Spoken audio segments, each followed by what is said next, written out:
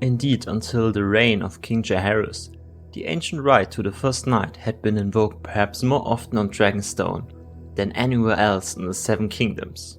Here the brides thus blessed upon their wedding nights were envied, and the children born of such unions were esteemed above all others. For the lords of Dragonstone oft celebrated the birth of such with lavish gifts of gold and silk and land to the mother. These happy bastards were said to have been born of dragon seed, and in time became known simply as seeds. Those seeds are the ones the Blacks call upon to become their new dragon riders in the war against the Greens.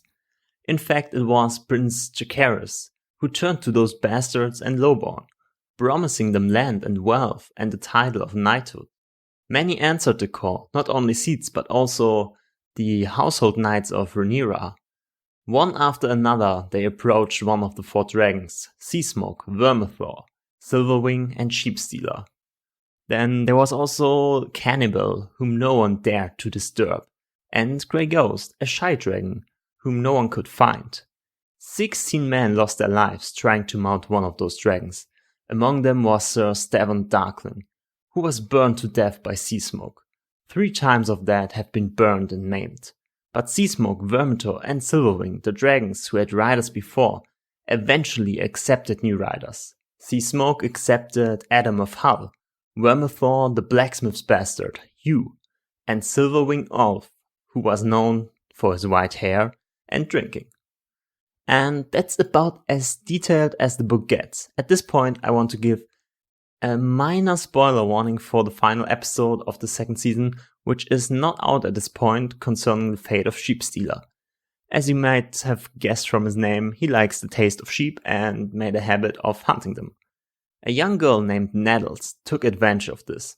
Day after day, she brought him sheep and eventually won his trust, making her the 4th rider. Thus did Prince Jaehaerys achieve his goal, for all the death and the pain it caused, the widows left behind, the burned men who would carry their scars until the day they died. 4 new dragon riders had been found.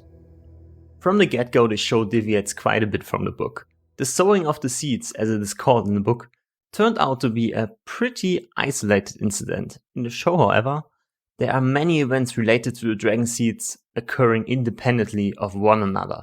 Since the beginning of the second season, we've been getting introductions to Hugh and Ulf in King's Landing and to Adam in Driftmark without knowing what the deal is. But in the 5th episode, it is Jaehaerys who puts the idea of raising new dragon riders into Rhaenyra's head. In the show, he's not talking about commoners, but nobles, who have long since married into other houses. This leads to Sir Stavon Darklyn being chosen by Rhaenyra to claim Seasmoke.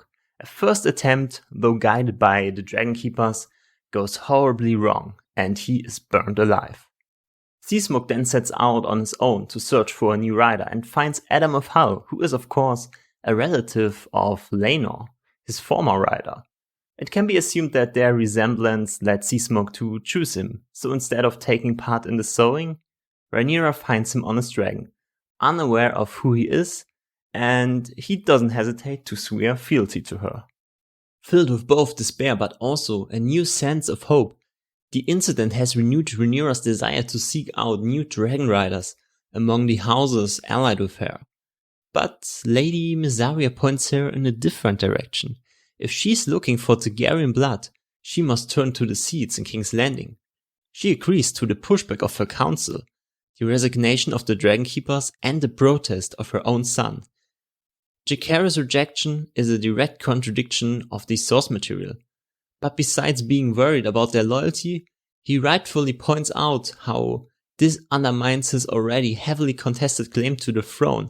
This is of course a much bigger issue in the show because of the Valyrian race swapping.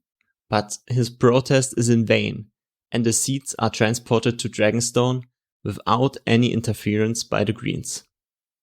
Once there, the seeds are taken to Vermithor and left to claim him without any proper guidance. And it just turns into a bloodbath. Vermithor burns them and tears them apart, while Rhaenyra watches the massacre and even orders her guards to prevent the seeds from running for their lives. She probably justifies all this in her mind as suffering necessary to prevent an even greater suffering. But in the end, Hugh proves himself worthy of the beast. He stands up to Vermithor in an attempt to save a woman from his wrath, earning his respect in the process. In the meanwhile, Ulf, fearing for his life, runs into Sowing and manages to gain her respect through nothing but dumb luck. At this point, 3 of the dragons have been successfully claimed. That leaves just Sheepstealer and Nettles, neither of whom are anywhere to be found on Dragonstone. But you may have noticed that elsewhere in Westeros there's a dragon who is hunting sheep. And at the same place there's a girl desperate for a dragon. A girl whose name isn't Nettles. So apparently there won't be any Nettles in the show, but I guess we'll find out in the next episode. Well, let's start with the bad so we can end on a high note. And the worst thing about this arc, as always, is the White Worm. She hasn't earned her position and Rhaenyra's trust in any meaningful way, yet she shows up and hands out solutions to Rhaenyra's problems. And Rhaenyra trusts her more than her own hand or her own son. With her, I never think, oh yes, that was such a clever scene or anything like that. And now she is dragging Rhaenyra down with her. On that note, I'm a bit unhappy with all the seeds coming from King's Landing.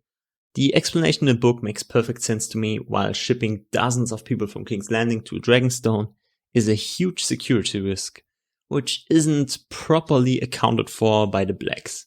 As in the second episode, the distance between King's Landing and Dragonstone is also a bit trivialized. But overall, I'm somewhat fine with it because of the scene between Lord Larys Strong and Lord Jasper Wild, ignoring the whispers about a new dragon rider. If they dismiss this as a silly rumor, why would they care much about the dragon seeds? As for Nettles, if it turns out that Rhaenyra is going to take her place in the story, you are going to see a lot of complaints about that change.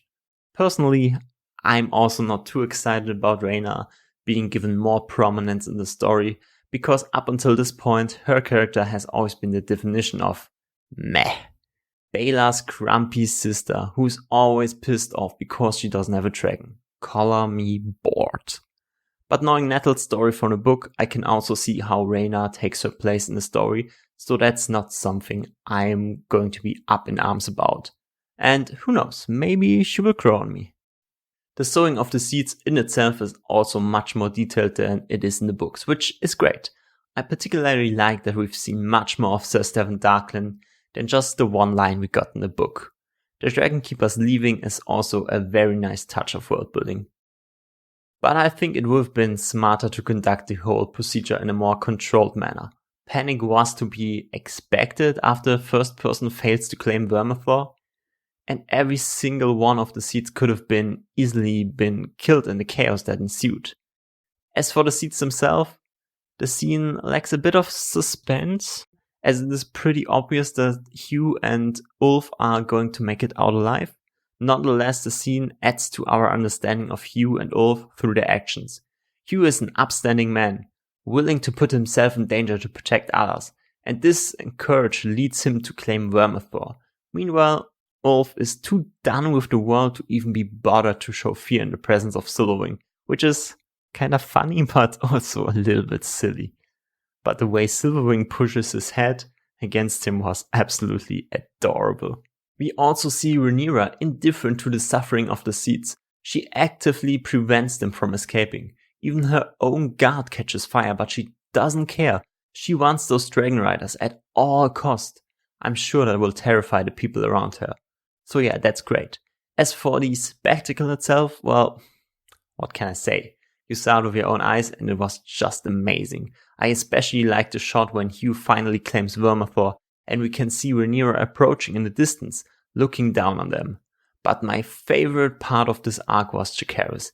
He is a counterbalance to Mysaria, who is totally against this plan, who points out the danger of elevating the lowborn to dragon riders, of giving the source of the Targaryen power and legitimacy to outsiders.